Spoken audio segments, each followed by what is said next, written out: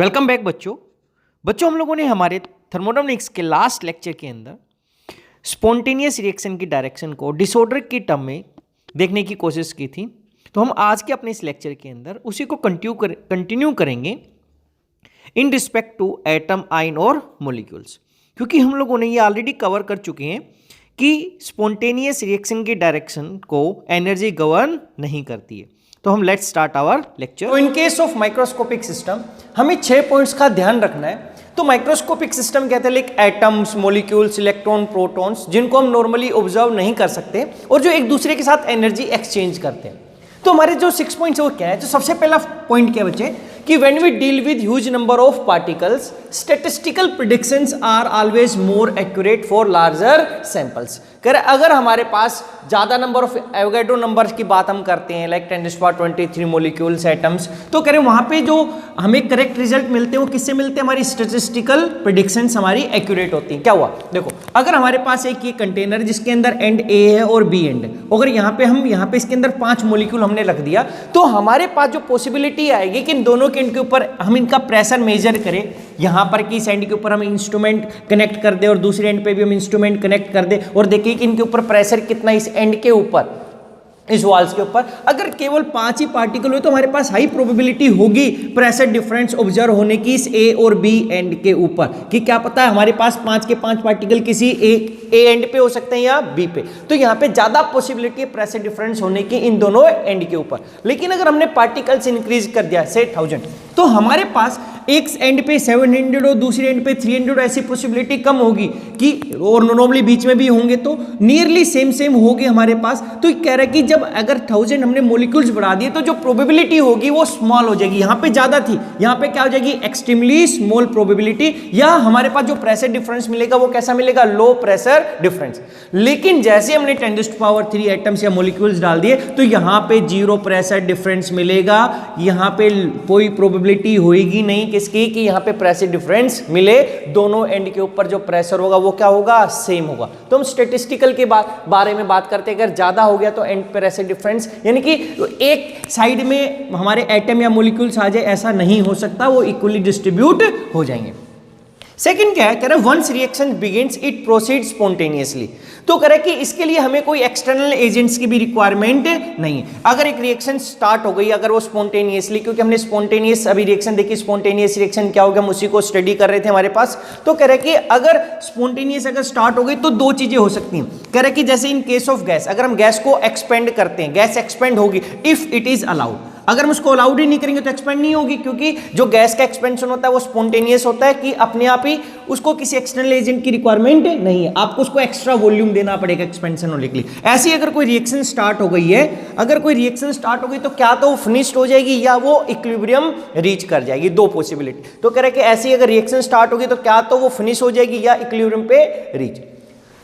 फिर क्या है? जो थर्ड इंपॉर्टेंट पॉइंट है कि the energy continuously exchange between system particles and between system and surrounding. कह रहे कि जो हमारे एटम्स, मॉलिक्यूल्स ये सारे के सारे एक दूसरे के साथ एनर्जी को एक्सचेंज करते हैं। तो कह रहे कि विद इन सिस्टम, ये सिस्टम के पार्टिकल्स के बीच में एनर्जी का एक्सचेंज होगा, या जो अब पूरा जो पार्टिकल और सिस्टम मिला है हमारे पास वो सराउंडिंग्स के साथ एनर्जी एक्सचेंज कर सकता है। क्या हुआ देखो, हमारे पास ऐसा था, ये कंटेनर था एक टाइप से। तो कह रहे कि यहां पर अगर इसके अंदर हमारे पास अंदर गए पार्टिकल्स हैं तो कह रहे कि आपस में एनर्जी एक्सचेंज कर सकते हैं, ये इस सिस्टम के साथ कर सकते हैं, या अब ये पूरा का पूरा जो ये पूरा एक सिस्टम बन गया जिसको हमने क्या बोला, ये कंटेनर प्लस ये हमारे पास पार्टिकल, ये सराउंडिंग के साथ एनर्जी एक्सचेंज हो सकती है, क्योंकि हमारे पास सिस्टम कंप्लीट बनेगा ये यहाँ पे, तो एक कंप्लीट सिस्टम हो गया। तो कह रहे कि ये सराउंडिंग के साथ एनर्जी एक्सचेंज करती है। जैसे हम थर्मोडायनेमिक्स में पढ़ते हैं सबसे पहले कि सराउंडिंग से एनर्जी क्या तो लॉस्ट हो सकती है, क्या वो वहां से क्या कर सकता है? गेन कर सकता है। तो यहाँ पे अपने आप भी कर सकते हैं, सिस्टम के साथ भी कर सकता है, या ये सराउंडिंग के साथ। तो क्या हुआ? कह रहे कि अगर गैस मॉलिक्यूल कोलाइड करते हैं विद ईच अदर, की जो पार्टिकल्स एक दूसरे के साथ कोलिजन करेंगे तो मोमेंटम ऑफ एनर्जी क्या करेंगे? एक्सचेंज करेंगे। या अगर ये वोल्ट्स के साथ करेंगे, अगर ये सिस्टम के साथ करेंगे, यानी इस कंटेनर के साथ करेंगे, तो क्या होगा? प्रेशर डेवलप होता है। हमें पता है कि जो प्रेशर डेवलप होता है, जो भी प्रेशर है किसी भी कंटेनर में, क्लोज कंटेनर में, क्यों होता है? क्योंकि जब वो पार्टिकल्स उसकी वोल्ट्स के साथ कोलाइड या कोलिजन करते हैं उस टाइम पे हमारे पास क्या डेवलप होता है? प्रेशर डेवलप होता है। फिर 4th पॉइंट हमारे पास, ये इंपॉर्टेंट पॉइंट है, ये क्या बोलता है? Thermal energy is the kinetic energy associated with the random motion of atom और molecules.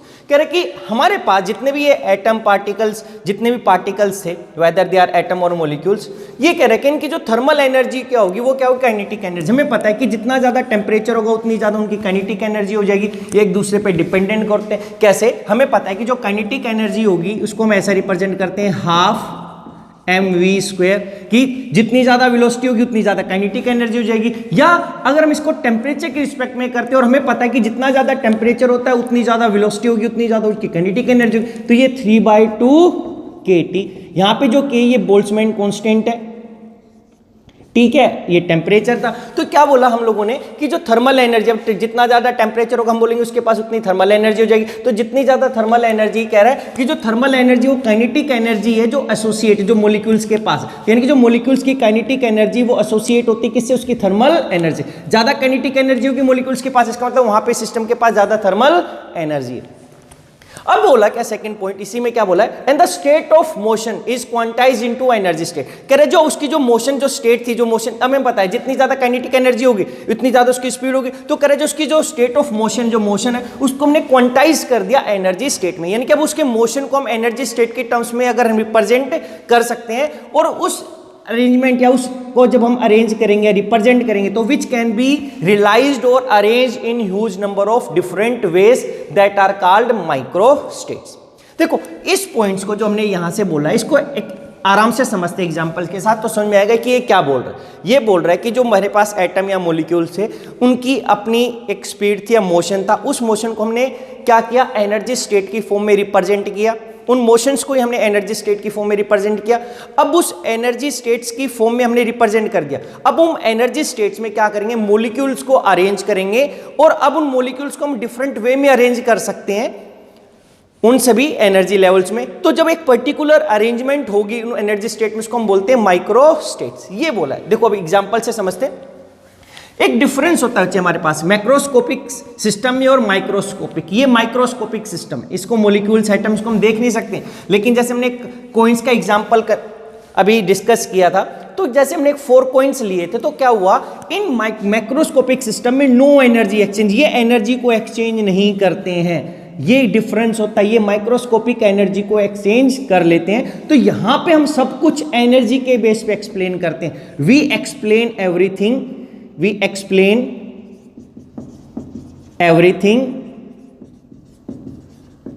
On the basis of energy.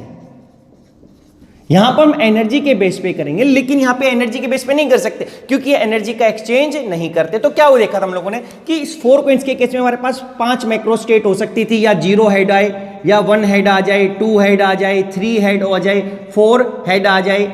तो ये हमारे पास क्या थी, 4 मैक्रो स्टेट थी, इनकी अलग अलग क्या थी, प्रोबेबिलिटी थी। प्रोबेबिलिटी क्या थी, इसके अंदर अलग अलग क्या थी, माइक्रो स्टेट्स थी, भाई कितनी पॉसिबिलिटी हो सकती थी। तो फिर हमने देखा था 2 हेड या 2 टेल आने की, क्योंकि अगर 2 हेड आएंगे तो क्या आ सकते हैं बाद में 2 टेल आएंगे। यहाँ पे 0 हेड था तो कितनी आएंगी, 4 टेल आएगी। 1 हेड आ सकता तो क्या होता, 3 टेल आते। तो कह रहे 2 हेड 2 टेल आने की जो प्रोबेबिलिटी थी माइक्रो स्टेट्स की, वो सबसे ज्यादा थी। इसलिए ये जो एक सिस्टम बनेगा, इसको ये स्टेट, ये किसको रिप्रेजेंट कर रहा था, एक इसको हमने बोला था मैक्रो स्टेट, कह रहे इसकी प्रोबेबिलिटी मैक्सिमम थी। तो अब यहां पर इन केस ऑफ मैक्रोस्कोपिक सिस्टम के केस में हम बोलते हैं कि कौन सी प्रोबेबिलिटी आएगी, कौन सी मैक्रो स्टेट एग्जिस्ट करेगी, मैक्रो स्टेट एग्जिस्ट करेगी। तो जो मैक्रो स्टेट्स की यहां पर हम बात करते हैं, मैक्रो स्टेट्स कौन सी एग्जिस्ट करेगी, वो डायरेक्टली डिपेंड करता है only on the basis of probability.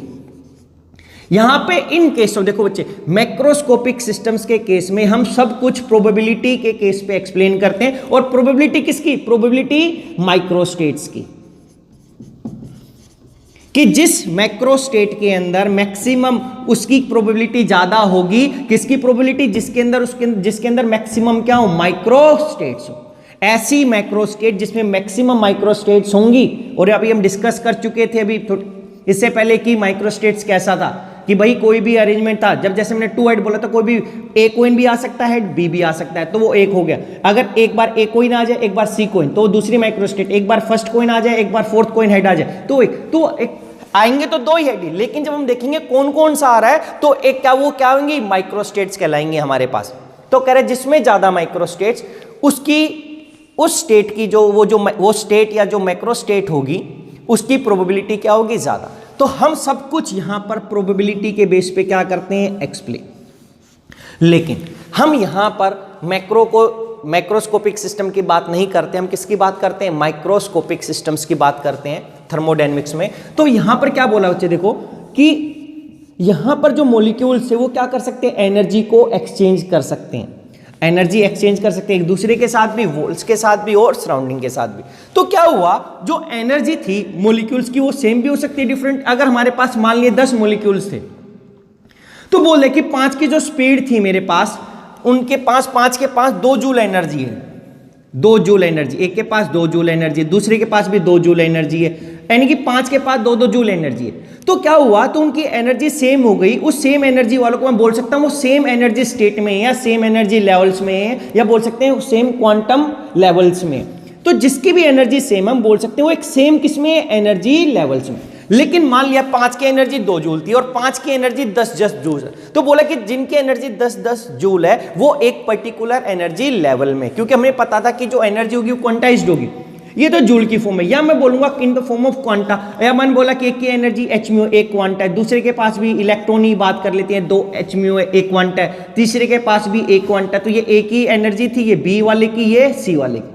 अगर इनकी 3 h म्यू, एक की h म्यू, दूसरे की भी इतनी, तीसरे की, यानी कि सभी के पास एक एक क्वांटा, तो बोलूंगा ये सभी के सभी एक सेम एनर्जी लेवल में। लेकिन अगर किसी के पास 3 क्वांटा हुआ तो हम बोलेंगे कि वो थर्ड क्वांटम लेवल, उसकी 3 क्वांटा है तो उसकी एनर्जी अलग है, वो एक अलग एनर्जी लेवल में। तो हमने देखो क्या हुआ, उसकी एनर्जी सेम होगी या डिफरेंट, तो जिसकी भी एनर्जी सेम होगी उनको हम एक सेम एनर्जी लेवल में पुट अप कर देते हैं, सेम एनर्जी स्टेट से रिप्रेजेंट करते हैं।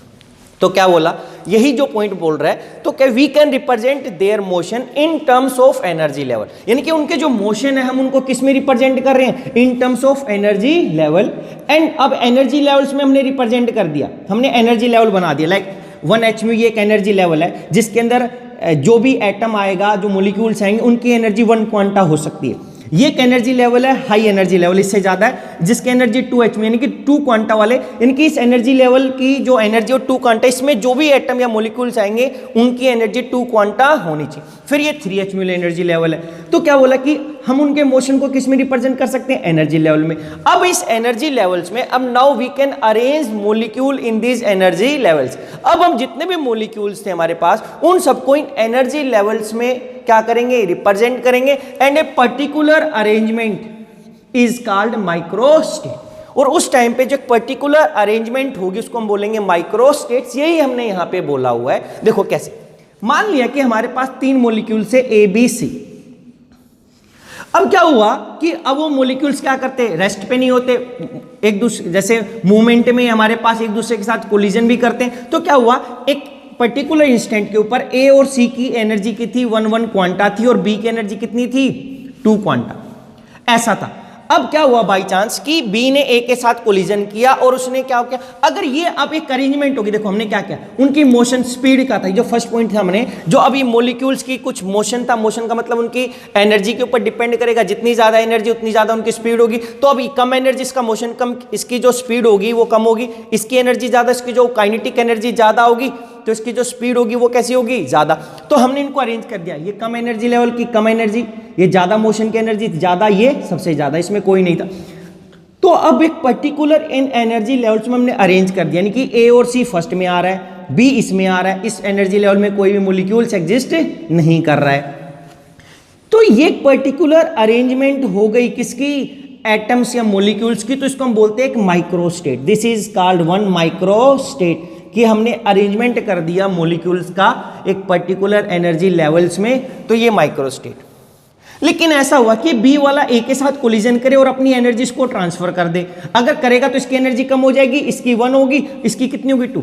तो अब क्या हुआ, है तो वही कि अभी भी मेरे पास ए फर्स्ट एनर्जी लेवल में 2 ही मॉलिक्यूल से, यहां पे ए और सी था, यहां पे क्या था बी और सी, सेकंड में कितना चला गया ए। तो यहां पर भी क्या, देखो 2 इसमें है, 1 इसमें, इसमें भी 2 इसमें 1 इसमें, लेकिन अब मॉलिक्यूल चेंज हो गया। तो जो हमने क्या, पर्टिकुलर अरेंजमेंट, ये भी तो एक अरेंजमेंट है, तो ये जो एक अरेंजमेंट है ये अपने आप में एक अलग माइक्रोस्टेट है। लेकिन इन दोनों की जो माइक्रोस्टेट्स की जो एनर्जी वो क्या सेम है, क्योंकि इसमें भी 2 है, इसमें भी 1 है। तो केवल हमने नंबर ऑफ क्या किया, जो पार्टिकल था उसी को तो चेंज किया। अब ऐसा हो सकता है कि ए सी के साथ कोलिजन करे, सी की एनर्जी बढ़ जाएगी, ए की कम हो जाएगी, तो ये ऐसा हो गया। तो कह रहा है कि ये हमने इस वे से अगर हम देखें तो ये एक इंडिपेंडेंट अलग माइक्रोस्टेट है, ये एक अलग माइक्रोस्टेट है, ये एक अलग माइक्रोस्टेट है। अब तीन थे तो हमारे पास ये तीन ही पॉसिबिलिटी थी यहां पर कि भाई सेम अरेंजमेंट हो जाए कि इस एनर्जी लेवल में ए का, इस एनर्जी लेवल में दो आए। अब ये तीन माइक्रोस्टेट्स क्या कर रही हैं, एक मैक्रो स्टेट को रिप्रेजेंट कर रही हैं, एक मैक्रो स्टेट। क्योंकि यही हमने बोला है कि एक पर्टिकुलर अरेंजमेंट है उसको माइक्रोस्टेट बोलते हैं, तो ये माइक्रोस्टेट हो गई। अब ये अगर सभी की जो माइक्रोस्टेट है उनकी एनर्जी सेम है, उनके अंदर सेम क्या है, हमारे पास मॉलिक्यूल्स आ जाए, अलग अलग मॉलिक्यूल आ जाए, लेकिन अरेंजमेंट क्या हो जाती है, सेम हो जाती है, तो उसको क्या बोल देते हैं, एक मैक्रोस्टेट। तो यानी कि ये तीन माइक्रोस्टेट्स हो गई जो यहां पर उसने बोला हुआ है, और ये तीन माइक्रोस्टेट्स किसको रिप्रेजेंट करिए, एक मैक्रोस्टेट को। अगर बाई चांस अगर मैं ऐसा बोल देता कि ना कि भाई यहां पर बी यहां पर आ जाता, इस तरीके से आ जाए, तीन मॉलिक्यूल थे, अगर बी यहां पर आ जाता, दो ए और सी यहां पर एग्जिस्ट कर रहे हैं, तो ये दो इसमें है लेकिन एक एनर्जी लेवल और ज्यादा में आ गया, इसका मतलब ये एक माइक्रोस्टेट है, तो ये भी एक माइक्रोस्टेट है, ये एक माइक्रोस्टेट है, लेकिन ये इस मैक्रोस्टेट को रिप्रेजेंट नहीं कर रही क्योंकि इसकी एनर्जी इन तीनों से अलग अलग है।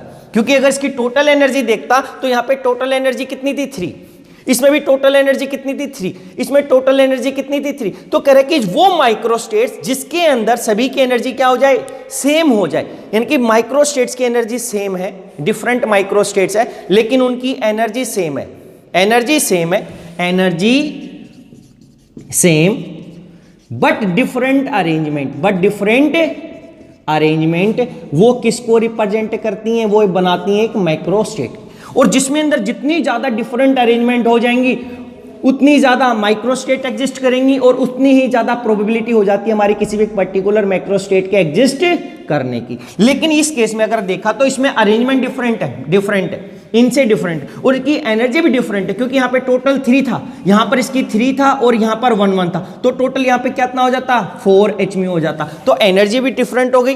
और ये जो अरेंजमेंट है इनसे क्या है, डिफरेंट है, तो ये एक अलग माइक्रोस्टेट को रिप्रेजेंट करेगा, ये इस वाली माइक्रोस्टेट को रिप्रेजेंट नहीं करेगा।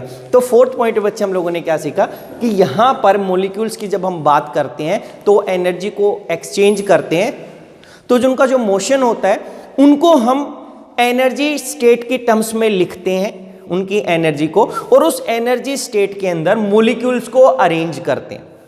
अब जो एक पर्टिकुलर अरेंजमेंट हो जाएगी उसको बोलेंगे माइक्रोस्टेट्स, और ऐसी डिफरेंट अरेंजमेंट हो सकती हैं, कितनी हो सकती थी, अगर n मॉलिक्यूल है तो n की पावर 2 इतनी हमारे पास माइक्रोस्टेट बनती हैं। तो उनमें से जिसकी एनर्जी सेम हो जाएंगी वो सभी एक मैक्रोस्टेट को रिप्रेजेंट करेंगे, और जितनी ज्यादा उसकी माइक्रोस्टेट होंगी उतनी ज्यादा उसकी एग्जिस्ट करने की क्या हो जाएगी, प्रोबेबिलिटी। तो यहां पर हम मॉलिक्यूल्स के केस में एनर्जी के बेस पे एक्सप्लेन करते हैं, everything on the basis of किसके, एनर्जी, कि जिसकी जितनी ज्यादा माइक्रोस्टेट्स उनकी एनर्जी सेम होनी चाहिए। यहां पे एनर्जी का कंसेप्ट, यहां पे केवल हम प्रोबेबिलिटी की बात करते हैं, तो जितनी ज्यादा होंगी प्रोबेबिलिटी का भी कंसेप्ट यहां पर आ जाएगा, लेकिन हम फर्स्ट एनर्जी के बेस पे एक्सप्लेन करते हैं। तो ये फोर्थ पॉइंट था। इसके बाद हमारे पास आता है फिफ्थ एंड सिक्स्थ पॉइंट। इसके बाद हमारे पास फिफ्थ पॉइंट है कि all microstates are equally probable but only those whose energy level are comparable with the available thermal energy as determined by the temperature will be thermally accessible and likely to be populated। देखो ये क्या बोलो, अगर हमारे पास कोई system था किसी particular instant पर एक पर्टिकुलर टेम्परेचर पे, तो वहां पर हमारे पास एक fix number of microstate possible था किसी भी टेम्परेचर के ऊपर।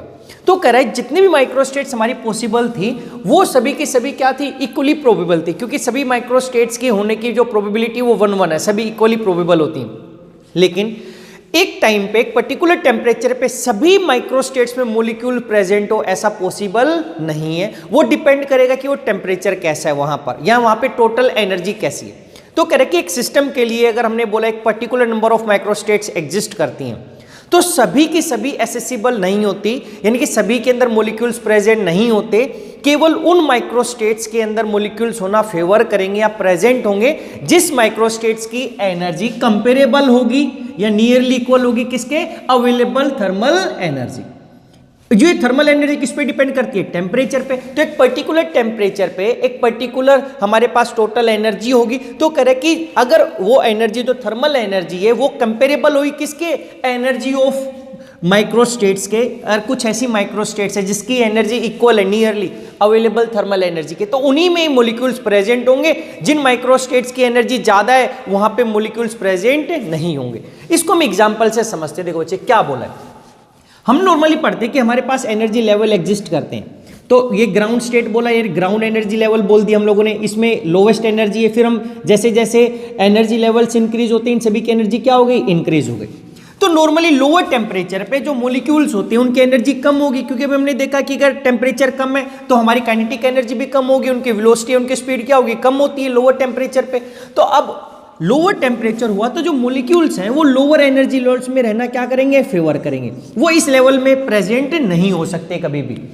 लेकिन जैसे हम हाइयर टेम्परेचर पे जाएंगे तो कुछ मॉलिक्यूल एनर्जी को एब्जॉर्व करेंगे और वो किस में चले जाएंगे? हाइयर एनर्जी लेवल में। हम जितनी ज़्यादा एनर्जी सप्लाई करेंगे in the form of heat, वो उतने ही हाइयर एनर्जी लेवल में क्या हो जाएंगे? जंप कर जाएंगे, तो प्रेजेंट होंगे। यानी कि जब टेम्परेचर कम है, हमारे पास एनर्जी कम है, तो लोअर एनर्जी लेवल में रहना फेवर करता है। जब एनर्जी ज़्यादा होती है तो हाइयर एनर्जी लेवल में।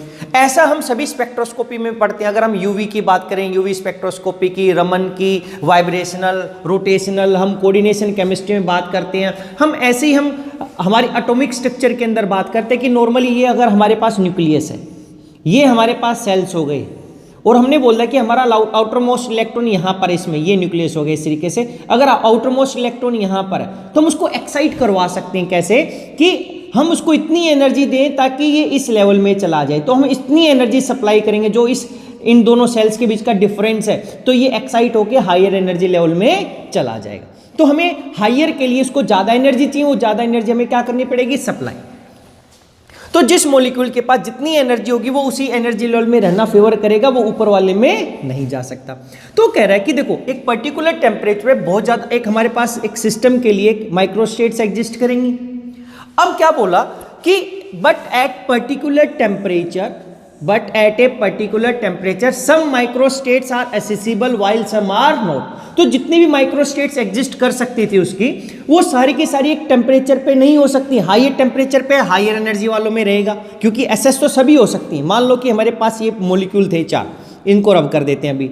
तो अब 4 मॉलिक्यूल है, तो देखो ये यहाँ पर भी आ सकते हैं, यहाँ पर भी, यहाँ पर भी, यहाँ पर, सभी में इनको एनर्जी हमें सप्लाई करनी पड़ेगी। अगर टेम्परेचर कम है तो सब के सब यहाँ पे रहेंगे, अगर टेम्परेचर ज़्यादा हो तो ये यहाँ पर भी तो हो सकता है। तो अब अरेंजमेंट ऑफ जो मॉलिक्यूल्स हम बोलते हैं, अगर ये 4 थे तो एक ऊपर चला जाएगा, तो जो अरेंजमेंट ऑफ मॉलिक्यूल्स होती हैं एनर्जी लेवल में, उसी को तो माइक्रोस्टेट बोलते हैं। तो टोटल तो 4 ही है, ये भी एक माइक्रोस्टेट होगी। अगर क्या पता और थोड़ी एक एनर्जी और दे दे तो क्या पता इसके अंदर से ये वाला सब यहाँ पे चला जाए, तो अब ये फिर एक डिफरेंट अरेंजमेंट हो गई। तो इसको भी एक हमने माइक्रोस्टेट बोला। डिफरेंट अरेंजमेंट्स को तो हम क्या बोलते हैं? माइक्रोस्टेट बोलते हैं। तो ये बोला कि अब ये कौन से में प्रेजेंट होगा, कहाँ कौन कौन से एनर्जी लेवल में मॉलिक्यूल्स प्रेजेंट होंगे, डिपेंड करता है टेम्परेचर पे। क्योंकि पर्टिकुलर टेम्परेचर पे कुछ माइक्रोस्टेट्स क्या होंगी? असेस हो सकती हैं, जिसकी एनर्जी टोटल एनर्जी के इक्वल हो जाएगा, और अदरवाइज अगर उसकी एनर्जी सेम नहीं है तो उसमें मॉलिक्यूल प्रेजेंट नहीं होंगे।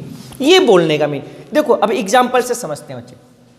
अगर हमने बोला कि एक पर्टिकुलर टेम्परेचर था हमारे पास, एट एनी पर्टिकुलर टेम्परेचर हमारे पास जो टोटल एनर्जी है वो 3 क्वांटा एनर्जी, यानी कि हम एच म्यू की टर्म में बोलते हैं, हम जूल्स या किलो जूल्स की फॉर्म में नहीं बोल रहे, कि हमारे पास 3 क्वांटा एनर्जी है और 3 ही मॉलिक्यूल है। देखो 3 मॉलिक्यूल है, 3 क्वांटा। तो अब जो हमने बोला, हमने माना हुआ है कि लाइक उसके अंदर ये 6 एनर्जी लेवल हो सकते हैं, कि वो उसके अंदर 5 क्वांटा एनर्जी भी पॉसिबल हो सकती है। अगर हम देंगे तो ये 3 मॉलिक्यूल 5 क्वांटा तक ले सकते हैं। तो ये 0 1 2 3 4 5 हो गया, यानी कि उसके पास एक भी एनर्जी नहीं है। तो क्या हुआ, ये 5, देखो 5 एनर्जी लेवल पॉसिबल है, ये भी पॉसिबल की बात नहीं, पॉसिबल है यहाँ पर। अब हमारे पास इस पर्टिकुलर टेम्परेचर पे 3 क्वांटा एनर्जी थी या 3 एच म्यू एनर्जी था। मॉलिक्यूल कितने थे? 3 थे। अगर मैं टेम्परेचर ज़्यादा कर देता तो ये 5 क्वांटा हो सकते, तो इसमें मॉलिक्यूल प्रेजेंट हो सकता था। अब पहले टाइम में क्या किया, अरेंजमेंट ऑफ मॉलिक्यूल किया। देखो इसमें भी 3 है, इसमें भी 3 मॉलिक्यूल, 3 3, सभी में 3 3 मॉलिक्यूल है। तो अब क्या हुआ, ये 3 3 मॉलिक्यूल, ये पर्टिकुलर अरेंजमेंट क्या बोलती है एनर्जी लेवल में? माइक्रोस्टेट बोलती है। तो एक माइक्रोस्टेट तो है, लेकिन अगर हम ध्यान से देखें इसमें सभी के सभी 0 वाले में, यानी कि इनके पास कोई एनर्जी नहीं है। और ये एक माइक्रोस्टेट को रिप्रेजेंट कर रहा है, किसको? माइक्रोस्टेट को, क्योंकि एक अरेंजमेंट ऑफ मॉलिक्यूल्स हो गया पर्टिकुलर एनर्जी लेवल में, उसको माइक्रोस्टेट बोलते हैं। लेकिन हमारे पास एनर्जी कितनी अवेलेबल है? 3। लेकिन इस माइक्रोस्टेट की एनर्जी कितनी है? 0। अरे ये दोनों इक्वल नहीं है, तो इस टेम्परेचर पे, इस पर्टिकुलर टेम्परेचर पे से अगर हम बोल दे 30 या 40 डिग्री सेल्सियस पे टोटल हमारे पास 3 क्वांटा ही एनर्जी हुई और 3 मॉलिक्यूल को हमें अरेंज करना था और 5 ये 6 एनर्जी लेवल ही पॉसिबल थे वहां पर जहाँ पे मॉलिक्यूल प्रेजेंट हो सकते। तो कह रहे कि इस टेम्परेचर पे अब मॉलिक्यूल सभी के सभी इसमें प्रेजेंट नहीं हो सकते, तो ये जो एक माइक्रोस्टेट होगी एसेसिबल नहीं है। क्यों? क्योंकि इसकी एनर्जी, इस माइक्रोस्टेट की एनर्जी इस एनर्जी से मैच नहीं हो रही है। अगर ये एनर्जी मैच होगी तभी मेरे मॉलिक्यूल्स वहाँ पे प्रेजेंट उसको ऑक्यूपाई कर सकते। तो अभी फिलहाल हम दिखा तो सकते हैं ऐसा हो सकता था, लेकिन अब ये जो माइक्रोस्टेट है जिसमें तीनों के तीनों यहाँ पे वो एग्जिस्ट नहीं करेगी, ये अनएसेसिबल है। जो हमने लिखा है ये ऑक्यूपाई नहीं हो सकती। फिर सेकंड केस देखा बच्चे, 2 मॉलिक्यूल 0 में, एक मॉलिक्यूल 4 में आ गया। अरे देखो इसकी जो टोटल एनर्जी अगर मैं देखता तो 4 रिप्रेजेंट कर रहा है, हमारे पास अवेलेबल कितनी है? 4। तो ये 4 वाले में कैसे चला गया? यहाँ पे 4 वाले में ये जो मॉलिक्यूल वो जा ही नहीं सकता, क्योंकि हमारे पास अवेलेबल एनर्जी से इस माइक्रोस्टेट की एनर्जी कैसी है? ज़्यादा है। तो अब ये कम है, इस माइक्रोस्टेट की एनर्जी कैसी है? ज़्यादा, तो ये ज़्यादा में जा ही नहीं सकता। तो ये जो पॉसिबिलिटी था जाने की, इसकी एबिलिटी है, अगर ये जाता तो ये एक ही ऐसी पर्टिकुलर अरेंजमेंट होती, लेकिन अभी इसमें जा ही नहीं सकता क्योंकि इसकी ये जो जाने के लिए ज़्यादा एनर्जी चाहिए और उतनी एनर्जी हमारे पास नहीं। हमारे पास इतनी एनर्जी कि वो मैक्सिमम 3 तक जा सके, हायर में नहीं जा सकता। तो भी इसको हम क्या बोलेंगे? पर्टिकुलर अरेंजमेंट है, तो ये भी क्या एक माइक्रोस्टेट है, लेकिन ये माइक्रोस्टेट को भी वो इस पर्टिकुलर टेम्परेचर पर जिसपे 3 क्वांटा एनर्जी इसको असेस नहीं कर सकता, लेकिन इसकी प्रोबेबिलिटी जितनी उतनी इसकी है। ऐसी एक और है, अब देखो 3 क्वांटा एनर्जी तो ए मॉलिक्यूल 3 में आ सकता था, थर्ड बी और सी। अब देखा ये भी एक पर्टिकुलर अरेंजमेंट है, तो ये भी क्या हो गया? एक माइक्रोस्टेट। इसको भी हम माइक्रोस्टेट बोलते हैं पर्टिकुलर अरेंजमेंट को, लेकिन ये भी पॉसिबल नहीं। क्यों? क्योंकि यहां पर टोटल एनर्जी कितनी होगी? 9। हमारे पास एनर्जी कितनी है? 3। अरे 9 तो हो ही नहीं सकती, एक ही पॉसिबल हो सकता था इसमें अकॉर्डिंग टू एनर्जी के अकॉर्डिंग। तो इस जो माइक्रोस्टेट की एनर्जी है वो क्या है? इस एनर्जी से ज्यादा है, तो ये माइक्रोस्टेट भी असेस नहीं हो सकती।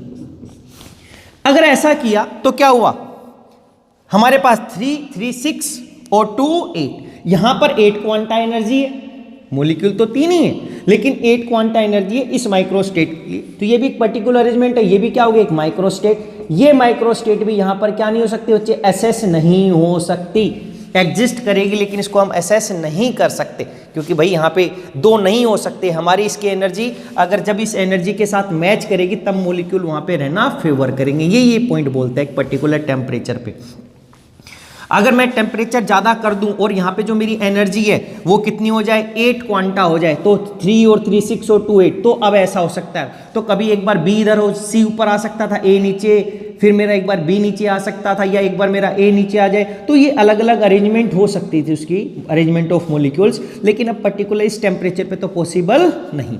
अगर फिर हमने ऐसा देखा तो क्या देखा कि भाई एक और माइक्रोस्टेट, ये डिफरेंट अरेंजमेंट होगी इन्हीं एनर्जी, तो ये भी क्या होगी? एक माइक्रोस्टेट। लेकिन अगर इस माइक्रोस्टेट के एनर्जी लेवल की एनर्जी देखता हूं 3, 2 और 1, तो ये भी कितनी हो गई?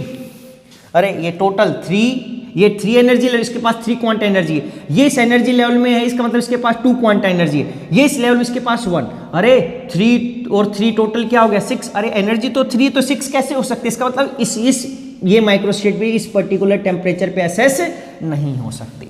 फिर क्या देखा बच्चे कि अगर हमने ऐसा किया कि तीनों को यहाँ पे अप्लाई कर दिया, तो एक क्वांटा एक और एक, तो हमारे पास ये एक माइक्रोस्टेट हो गई, एक अरेंजमेंट हो गई, ये माइक्रोस्टेट हो गई, एक माइक्रोस्टेट। और अब इसकी जो एनर्जी है हमारी अवेलेबल एनर्जी के इक्वल हो गई। 3 क्वांटा एनर्जी थी जो अवेलेबल थी पर्टिकुलर टेम्परेचर पे, और इस माइक्रोस्टेट की भी एनर्जी कितनी है? 3। तो इसकी जो एनर्जी कंपेरेबल होगी अवेलेबल थर्मल एनर्जी के, तो ये एग्जिस्ट करेगी। तो मॉलिक्यूल्स मेरे तीनों के तीनों 1 में हो सकते हैं।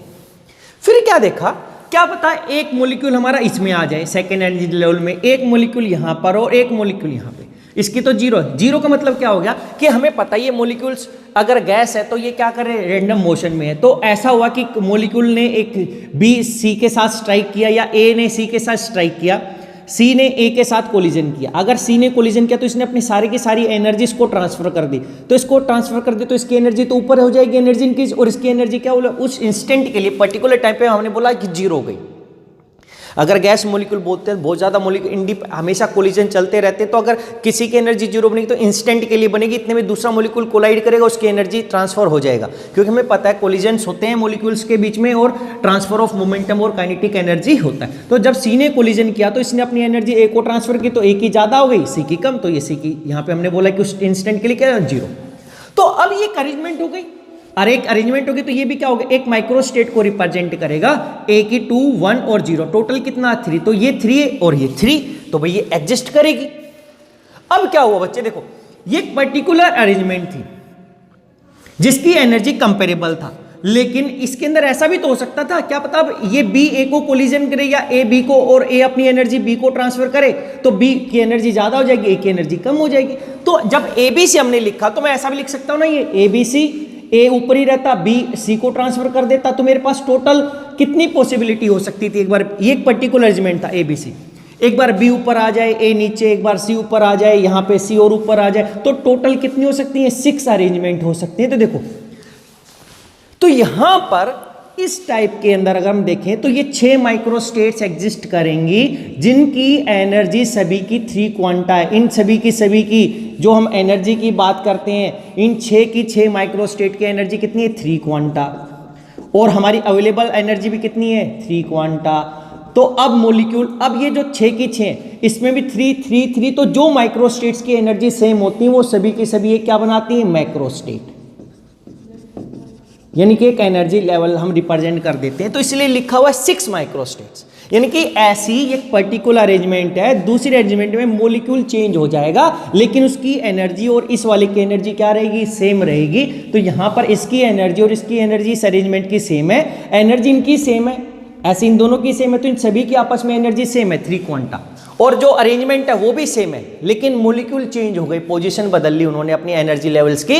तो जब ऐसा हो जाता है, जब एनर्जी सेम होती है हमारी माइक्रोस्टेट्स की, डिफरेंट माइक्रोस्टेट्स की, तो जब एनर्जी सेम होती है तो हम उसको एक सेम मैक्रोस्टेट से रिप्रेजेंट करते हैं, यानी कि वो एक मैक्रोस्टेट को रिप्रेजेंट करता है। तो यहाँ पे 6 माइक्रोस्टेट एक मैक्रोस्टेट को क्या करेंगे, रिप्रेजेंट करेंगे। ये ऑक्युपाई होंगी 6 की 6, कोई भी हो सकती है, एक बार ऐसा, फिर दूसरी बार, तीसरी बार, या फिर ऐसा भी हो सकता था कि मेरे पास एक के पास 3 एनर्जी आ जाए 3 और 2 के पास 0, तो अभी भी ये भी एक माइक्रोस्टेट थी, क्योंकि इसमें अलग ओरिएंटेशन है। देखो इसमें एक अलग पर्टिकुलर अरेंजमेंट है, इसमें एक पर्टिकुलर अरेंजमेंट है, इसमें ये तीनों एक दूसरे के साथ अलग अलग है। तो ये जो एक माइक्रोस्टेट है ये अपने आप में एक मैक्रोस्टेट बना रही है, क्योंकि ऐसी और कोई पॉसिबिलिटी नहीं है, ऐसी और कोई होगा नहीं, तो ये एक मैक्रोस्टेट बनाएगा। उस मैक्रोस्टेट में केवल एक ही अरेंजमेंट होगी।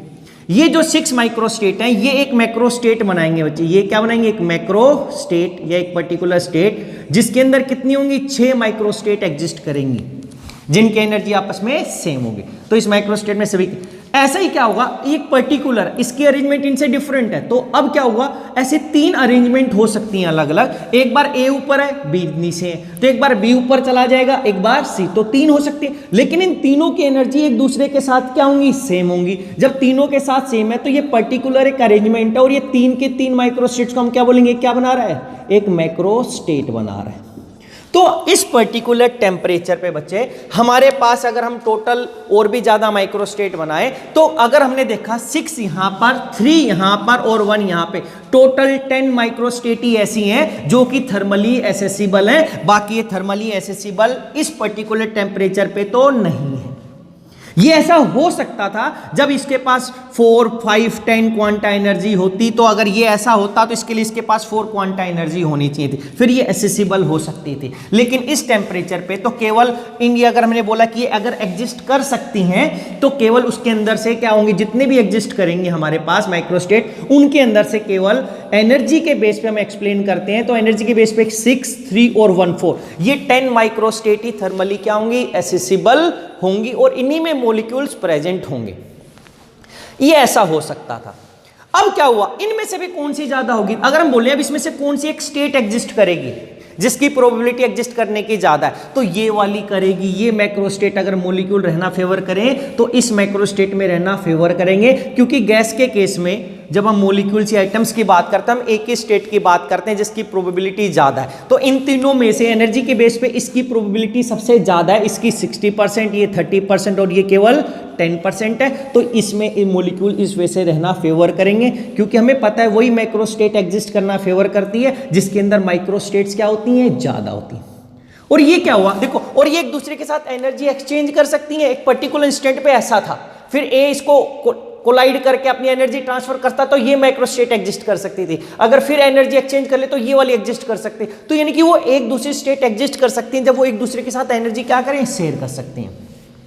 तो ये बोला है कि पर्टिकुलर टेम्परेचर पे सभी की सभी माइक्रोस्टेट एसेसिबल नहीं होती, केवल वही एसेसिबल हो सकती हैं जिसकी एनर्जी क्या होगी, मैच करेगी अवेलेबल थर्मल एनर्जी के। और ये थर्मल एनर्जी डिपेंड करती है टेम्परेचर के ऊपर। ये तो हमने देख ही लिया था कि काइनेटिक एनर्जी किसके इक्वल था, 3/2 kT के। बोल्ट्जमैन कांस्टेंट था, टेम्परेचर ज्यादा तो एनर्जी ज्यादा, एनर्जी ज्यादा तो टेम्परेचर ज्यादा। ये इसका हम एक एग्जाम्पल और करते हैं, हम समझते हैं इन कोऑर्डिनेशन केमिस्ट्री में भी अभी आपने नहीं पढ़ा या आगे पढ़ा होगा या पढ़ चुके हो। अगर हमने बोला कि D2 किसी भी d ऑर्बिटल में 2 इलेक्ट्रॉन है, D2 इलेक्ट्रॉनिक कॉन्फ़िगरेशन के लिए, तो अगर हम 5 d ऑर्बिटल होते हैं, हम ऐसा बनाते हैं, तो हम बोलते हैं कि ये 2 इलेक्ट्रॉन ऐसे रहना फेवर करते हैं, या ये ऐसे भी हो सकते थे, कहीं पर भी इनमें से ऐसा और ऐसा पेयर हो जाता, तो हम कहते हैं ये ऐसा फेवर नहीं करते, या दूसरी अरेंजमेंट यहाँ पे दिखाता। तो ओवरऑल ये इस वजह से रहना ही क्या करते हैं, फेवर। तो क्या हुआ, जब हम कोऑर्डिनेशन केमिस्ट्री पढ़ते हैं तो हमें पता चलता है कि इसके लिए जो D2 इलेक्ट्रॉनिक कॉन्फ़िगरेशन, उसके लिए 45 डिफरेंट अरेंजमेंट पॉसिबल है। क्या 45 डिफरेंट अरेंजमेंट जो कि पॉसिबल हो सकती हैं या अलाउड अरेंजमेंट है, इनको हम बोल देते हैं 45 अलाउड माइक्रोस्टेट्स। क्योंकि हम 45 वे से, 45 तरीकों से इन 2 इलेक्ट्रॉन्स को अरेंज कर सकते हैं किसी भी d ऑर्बिटल में। तो 45 जो अरेंजमेंट थे उनको हमने क्या बोला, 45 अलाउड माइक्रोस्टेट के अलाउड है। लेकिन अब इन 45 को जब हम अरेंज करें कि भाई उसमें से मान लो कि 10 की एनर्जी सेम है, तो जिन 10 माइक्रोस्टेट्स की एनर्जी सेम होगी या जिन 10 अरेंजमेंट्स की एनर्जी सेम होगी वो एक माइक्रोस्टेट बनाएंगे। जैसे हमने बोला कि जिन इन 6 की एनर्जी सेम थी आपस में 3-3-3 और अरेंजमेंट भी एक टाइप से सेम है, तो ये एक माइक्रोस्टेट बनाती हैं। तो ऐसे ही तो कह रहे कि ये कितनी बनाती है, 5 माइक्रोस्टेट, या हम 5 स्टेट में एग्जिस्ट करती हैं। और इन स्टेट को हम कोऑर्डिनेशन केमिस्ट्री में एक स्टेट को एक पर्टिकुलर टर्म सिंबल से रिप्रेजेंट करते हैं, पर्टिकुलर टर्म सिंबल, यानी कि हम एक सिंबल लगा देते हैं एक सिंबल के लिए कि अगर ये सिंबल है तो यानी कि उसके अंदर जितनी भी माइक्रोस्टेट आएंगी, अगर एक माइक्रोस्टेट का सिंबल ए है, दूसरी माइक्रोस्टेट उसका भी सिंबल ए है, तीसरी का भी सिंबल ए, यानी कि इसका मतलब है अगर उनका सिंबल सेम है, इसका मतलब उन सभी की एनर्जी सेम है। एनर्जी सेम है इसका मतलब वो एक ही स्टेट में प्रेजेंट होंगे, एक ही माइक्रोस्टेट में आएंगे। तो क्या हुआ, तो 5 पॉसिबल, तो कौन कौन से 5 पॉसिबल होते हैं, 3f, 3p, 1g, 1d और 1s। ये 5, जब ये किसको रिप्रेजेंट कर रहा है, ये कर रहे हैं 5 मैक्रोस्टेट को रिप्रेजेंट, 5 मैक्रोस्टेट या 5 स्टेट। इसके अंदर केवल एक ही माइक्रोस्टेट आती है, इस माइक्रोस्टेट में 5 माइक्रोस्टेट आती हैं, ये इसमें 9, 3p में 9, 3f में 21। इसका जो 21 + 9 + 9 + 5 + 1 करेंगे, जो टोटल सम आएगा वो क्या आएगा, 45 माइक्रोस्टेट्स। अब क्या हुआ, जब हम पूछते हैं ग्राउंड स्टेट टर्म सिंबल क्या होगा, ground state term symbol. Ground state term symbol का मतलब कि नॉर्मली इलेक्ट्रॉन ग्राउंड स्टेट में कौन सी में स्टेट में रहना फेवर करते हैं, जब हमें पता चलता है तो, क्योंकि हमें पता है देखो इस सिंबल के लिए, इस सिंबल में सबसे ज्यादा क्या है, इस स्टेट में या इस मैक्रो स्टेट में सबसे ज्यादा क्या है, माइक्रो स्टेट। कितनी है, 21 नॉर्मल टेम्परेचर, यानी हम बोलते हैं नॉर्मली जब हमने कोई एनर्जी उसको सप्लाई नहीं करी है एक्स्ट्रा, तो 21। तो इसका मतलब इसकी एग्जिस्ट करने की प्रोबेबिलिटी सबसे ज्यादा है, तो इसकी क्या होगी, मैक्सिमम प्रोबेबिलिटी होगी, क्योंकि जितनी ज्यादा माइक्रोस्टेट एग्जिस्ट करेंगे तो उस स्टेट को या उस माइक्रोस्टेट को मैक्रोस्टेट को एग्जिस्ट करने की चांस ज्यादा है। तो इसमें 21 है। फिर हमने देखा कि इस 21 के लिए, इस सिंबल के लिए, इस स्टेट के लिए इसकी एनर्जी होती है मिनिमम। तो इसी में क्या होगा, तो अब हम पर्टिकुलर एक रूम टेम्परेचर पे जब हम देखते हैं, तो जब एक D2 इलेक्ट्रॉनिक कॉन्फ़िगरेशन के लिए हम देखते हैं तो हमें पता चलता है एक 3f स्टेट या मैक्रो स्टेट होती है जिसके अंदर 21 माइक्रो स्टेट पॉसिबल है। उन सब 21 की एनर्जी क्या होगी, सेम होगी, और उसको हमने इस सिंबल से रिप्रेजेंट किया हुआ है। और इसमें ही इलेक्ट्रॉन रहना फेवर करेंगे, क्यों, क्योंकि यहां पर इसकी एनर्जी कैसी है, मिनिमम। अगर हमने हाई टेम्परेचर या एक्साइटेड स्टेट में पूछ लिया कि हमने एनर्जी, तो इस स्टेट में रहना फेवर नहीं करेंगे। तो जिसकी एनर्जी ज़्यादा होगी वो उसमें क्या चला जाएगा, जंप कर जाएगा, यानी कि उस टाइम पे इलेक्ट्रॉन उस स्टेट में ना रह के दूसरी वाले में क्या करेंगे, एग्जिस्ट करेंगे। तो ग्राउंड स्टेट में नॉर्मली किस में रहना फेवर करेंगे, 3f वाली स्टेट में, जिसका 3f टर्म सिंबल है। तो अभी हमने यहां से ही देखा, देखो पॉसिबिलिटी अलग अलग थी यहां पर सभी के अंदर, लेकिन पर्टिकुलर टेम्परेचर पे एक पर्टिकुलर में रहना फेवर करेंगे, बाकी में रहना फेवर नहीं। तो नॉर्मली वो इनमें रहना फेवर नहीं करेंगे, तो ये एग्जिस्ट तो करेंगी, लेकिन ये पर्टिकुलर टेम्परेचर हम बोलेंगे थर्मली एसेसिबल नहीं होंगी, वो हाईयर टेम्परेचर पे एसेसिबल होंगी। तो ये टोटल एग्जिस्ट 45 करती हैं, होंगी, एग्जिस्ट कर सकती हैं, करती भी हैं, लेकिन सभी में इलेक्ट्रॉन रहना फेवर नहीं, वो ग्राउंड स्टेट में इसमें, क्योंकि इसकी एनर्जी क्या होती है, मिनिमम। तो ये 5th पॉइंट था बच्चे, ये हमें ध्यान देना है कि वो सभी माइक्रो स्टेट्स जिसकी एनर्जी सेम होगी हम उसको एक मैक्रो स्टेट से रिप्रेजेंट करते हैं on the basis of energy, और उन्हीं माइक्रो स्टेट्स में इलेक्ट्रॉन रहना फेवर करेंगे जिनकी एनर्जी कंपेरेबल होगी अवेलेबल थर्मल एनर्जी से। इसके बाद बच्चों जो हमारा सबसे लास्ट पॉइंट है वो है the energy spread rapidly and randomly through out the various energetically accessible micro state of the system. ये क्या बोलता, अभी हमने देखा कि एक पर्टिकुलर टेम्परेचर पे एक पर्टिकुलर सिस्टम के लिए हमारे पास particular number of micro states available होती हैं, लेकिन वो सभी की सभी माइक्रो स्टेट्स के अंदर मोलिक्यूल्स प्रेजेंट नहीं होते हैं, उसके अंदर से उस पर्टिकुलर टेम्परेचर पे कुछ limited number of micro states जो एसेसिबल होती हैं उसी में ही मोलिक्यूल्स क्या होते हैं, प्रेजेंट। अब बोला कि जो माइक्रो स्टेट्स एसेसिबल होंगी, यानी कि जिनके अंदर मोलिक्यूल्स प्रेजेंट होंगे, उनके अंदर क्या होगा, उनके अंदर रैपिडली एंड रैंडमली क्या होगा, डिस्ट्रीब्यूशन और स्प्रेड ऑफ एनर्जी होगा। तो कह रहे हैं कि जो भी हमारे पास अवेलेबल माइक्रो स्टेट थी पर्टिकुलर टेम्परेचर पे जिसमें मोलिक्यूल्स प्रेजेंट है, यानी कि जिस माइक्रो स्टेट्स का एनर्जी लेवल हमारी अवेलेबल जो थर्मल एनर्जी है उसके क्या कॉरस्पॉन्ड्स है या उसके नियरली इक्वल है, उन्हीं के अंदर क्या होगा, एनर्जी का स्प्रेड होगा रैपिडली एंड रैंडमली।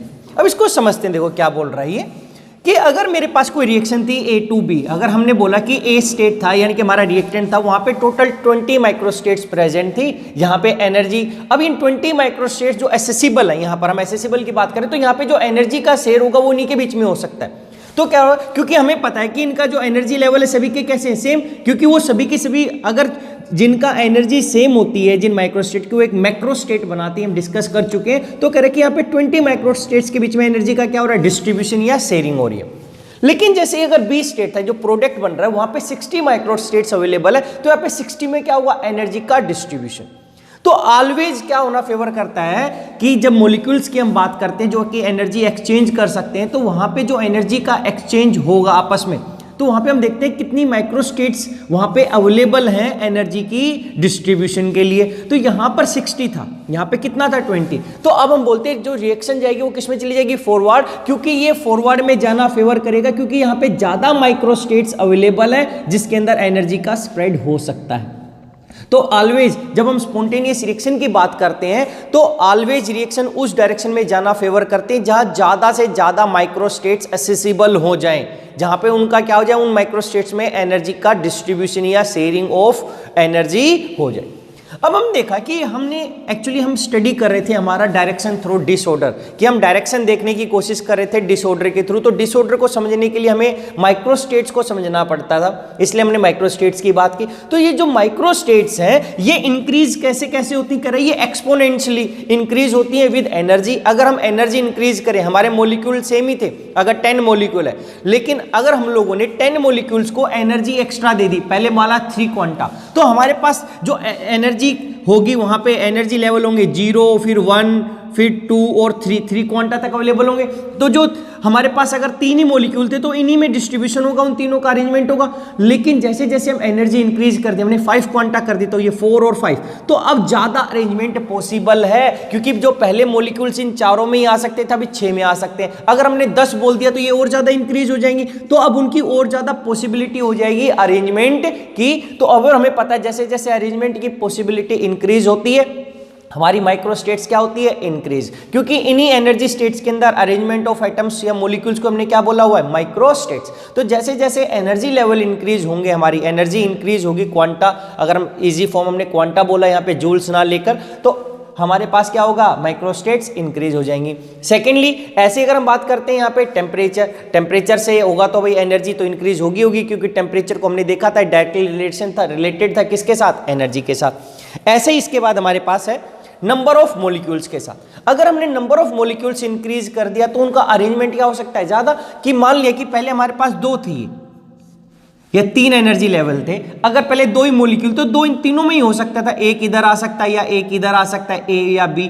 अगर हमने 10 मॉलिक्यूल कर दिए तो 2 इधर, 3 इधर, 5 इधर, 6 इधर, 2 इधर, 8 इधर। तो हमारी जैसे जैसे नंबर ऑफ मॉलिक्यूल्स इंक्रीज होते हैं वहां पर क्या हो जाता है, वहां पे जो माइक्रोस्टेट्स हो जाती है वो इंक्रीज हो जाती है। बेशक से एनर्जी लेवल्स क्या हो पहले जितनी हो, लेकिन जो मॉलिक्यूल्स की जो अरेंजमेंट थी वो ज्यादा इंक्रीज हो जाती है। उसकी वजह से क्या हो गया, हमारी नंबर ऑफ माइक्रोस्टेट्स इंक्रीज हो जाती है। तो जनरली अगर हम बात करते हैं डिसोसिएशन रिएक्शंस की, तो डिसोसिएशन में क्या, एक रिएक्टेंट था वो टूट के क्या बनाएगा, 2 प्रोडक्ट बनाएगा, A plus B plus C, तो 2 प्लस 2 बन गए हमारे पास। तो वहां पे क्या, प्रोडक्ट की साइड हमारी माइक्रोस्टेट्स इंक्रीज हो जाती क्योंकि नंबर ऑफ मॉलिक्यूल्स क्या हो गए, इंक्रीज हो गए।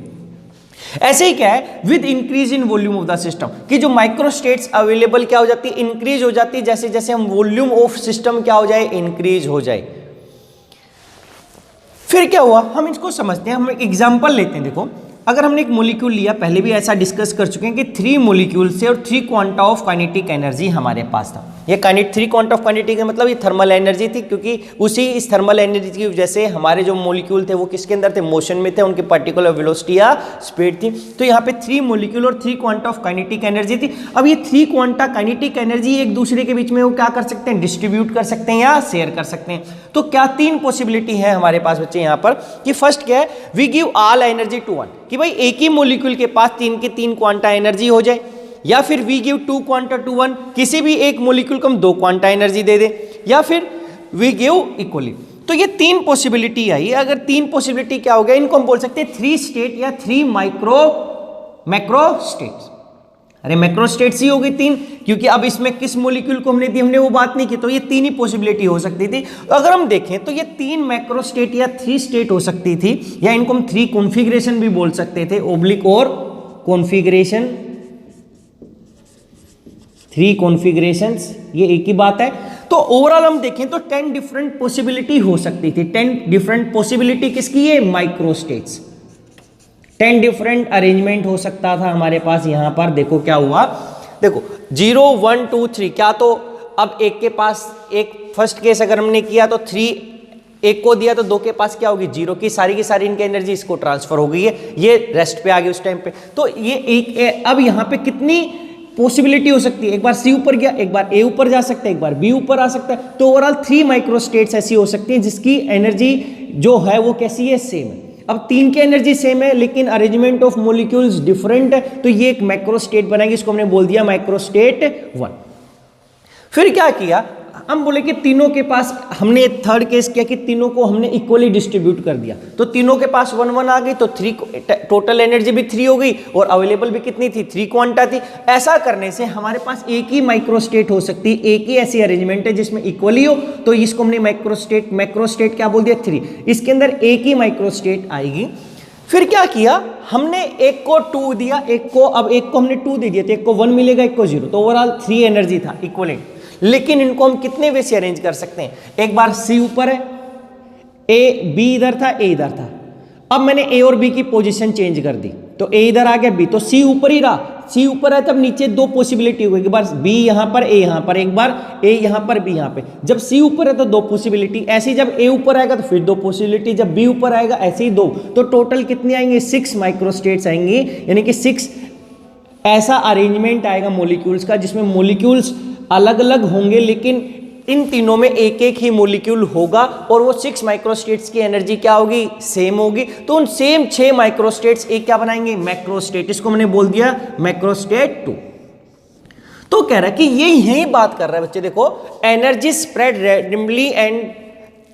randomly and rapidly throughout the various energetically accessible microstate of the system, कह रहा है कि अब जो एनर्जी का शेयरिंग होगा, अब ये ऐसा था, मान लेते हैं कि ऐसी एक और थी मेरे पास, ये वाली थी, तो क्या कह रहा है कि यहां पर इसके अंदर से किसी इंस्टेंट पे हमें ऐसा दिखाई दिया, लेकिन क्या पता बी ने ए के साथ कोलिजन किया तो ए की एनर्जी ए यहां पर आ गया, बी यहां पर आ गया, सी ऊपर ही था। तो कह रहा है कि ये स्टेट और ये आ सकती है, इसके और इसके बीच में क्या होगा, एनर्जी का क्या होगा, डिस्ट्रीब्यूशन होगा, यानी कि शेयरिंग हो जाएगी। ऐसे ही क्या हो गया, जब सी ए के साथ कोलिजन करे तो सी ऊपर आ सकता है, यानी कि ये सभी के सभी के अंदर आपस में 6 के बीच में एनर्जी का क्या होगा, शेयरिंग होगी वहां पर, क्योंकि ये एक दूसरे से ऐसा बन सकती हैं हमारे पास।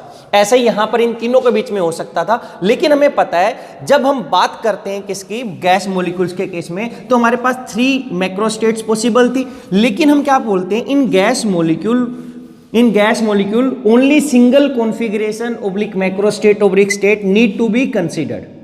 हम केवल एक की ही बात करते हैं, बाकियों को नेग्लेक्ट कर देते हैं ऑलवेज।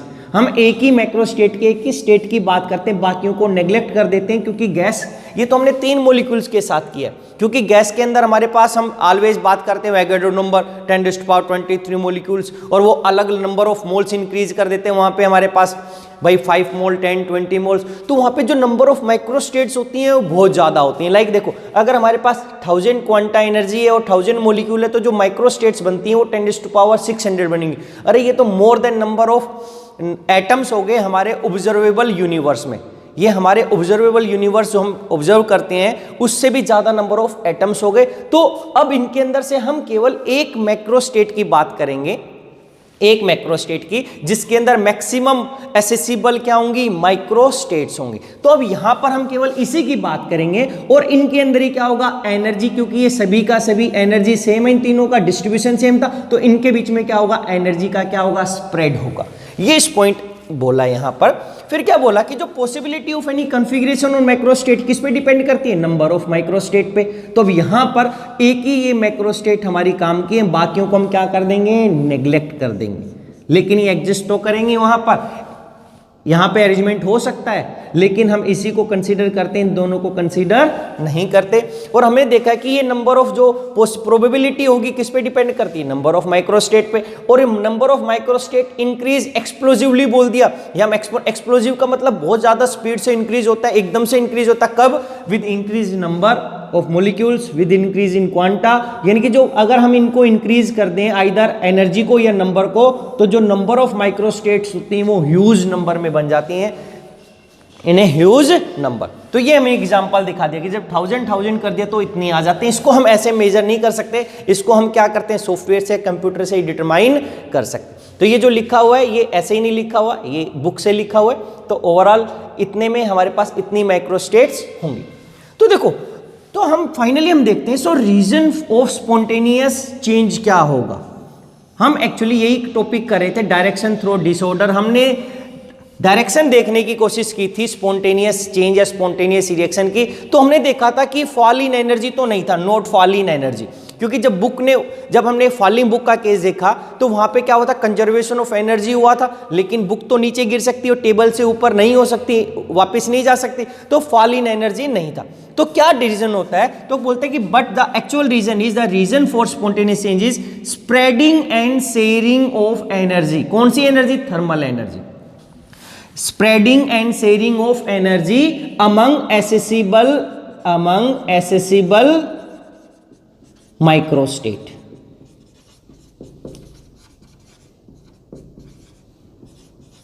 ऑलवेज स्पॉन्टेनियस चेंज में, अभी तक हमने यहां पे जितने भी हमने पॉइंट्स पढ़े 6 के 6, उससे हमारे एक ही बात समझ में आती है कि हमारी जो स्पॉन्टेनियस रिएक्शन होगा वो उस डायरेक्शन में होगा जहां पर क्या होगा, maximum spreading and sharing of thermal energy हो जाए। और ये मैक्सिमम स्प्रेडिंग और शेयरिंग ऑफ थर्मल एनर्जी कहां होता है, एसेसिबल माइक्रोस्टेट्स के अंदर होता है। तो जिस साइड ज्यादा नंबर ऑफ माइक्रोस्टेट्स होंगी, जहां पर भी अगर हम ऐसी बात करते हैं कि हॉट से कोल्ड की तरफ हीट क्यों फ्लो करती है, तो उसका भी हम डिटेल में भी करने वाले सेकेंड लॉ के अंदर, क्योंकि हॉट के अंदर हमारे पास ज्यादा से ज्यादा माइक्रोस्टेट्स क्या है, फील्ड है वहां पर, क्योंकि हमारा टेम्परेचर ज्यादा है तो वहां थी। लेकिन जब लो टेम्परेचर था तो हमारी लोअर नंबर ऑफ जो लोअर एनर्जी माइक्रोस्टेट थी वही फील्ड थी, और हायर वाली कैसी थी, एम्प्टी।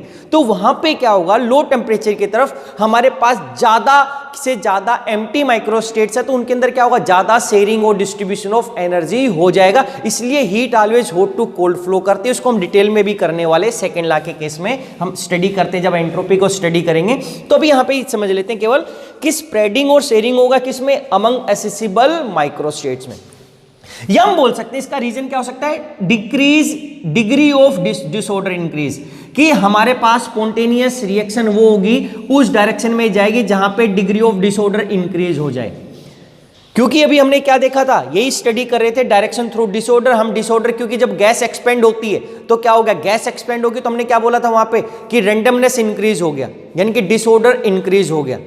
तो डिसऑर्डर इंक्रीज हो गया, और रैंडमनेस और डिसऑर्डर इंक्रीज क्यों जाता है, क्योंकि अभी हमने देखा कि जैसे जैसे रैंडमनेस और डिसऑर्डर इंक्रीज हो गया, क्योंकि वहां पे जब गैस एक्सपेंड करती है वॉल्यूम इंक्रीज होगा। अगर वॉल्यूम इंक्रीज होता है तो माइक्रोस्टेट्स इंक्रीज होती है। अगर माइक्रोस्टेट्स इंक्रीज होगी तो उनके अंदर ज्यादा से ज्यादा के अंदर क्या होगा, एनर्जी का शेयरिंग और क्या हो जाएगा, स्प्रेडिंग हो जाएगी। तो ये रीजन हो गया। और क्यों, क्योंकि जब ये spreading and sharing of energy होती है तो इट रिजल्ट्स इन क्या, डिग्री ऑफ डिसऑर्डर इंक्रीजेस। इनकी वजह से, spreading and sharing of energy की वजह से ऑलवेज क्या होगी, डिसऑर्डरनेस इंक्रीज होगी। और अभी हम देख भी लेंगे कि डिसऑर्डर का सेकेंड लॉ के अंदर कि जो डिसऑर्डरनेस होता है, जो हम बोलते हैं डिसऑर्डर, ये डिसऑर्डर ये माइक्रोस्टेट से रिलेटेड होता है डायरेक्टली। अगर जैसे जैसे माइक्रोस्टेट्स हमारी इंक्रीज होंगी, माइक्रोस्टेट्स इंक्रीज होगा, जैसे जैसे माइक्रोस्टेट्स इंक्रीज होगा डिसऑर्डर इंक्रीज हो जाएगा हमारे पास। इसकी माइक्रोस्टेट्स की वजह से क्या होगा चाहिए, डिसऑर्डरनेस इंक्रीज हो जाएगा। और डिसऑर्डरनेस को ही हम बाद में भी बोलेंगे एंट्रोपी। अभी देखेंगे सेकेंड लॉ ऑफ थर्मोडायनेमिक्स में, तो यहां पे ये हमारे पास एक रिलेशन आ जाएगा।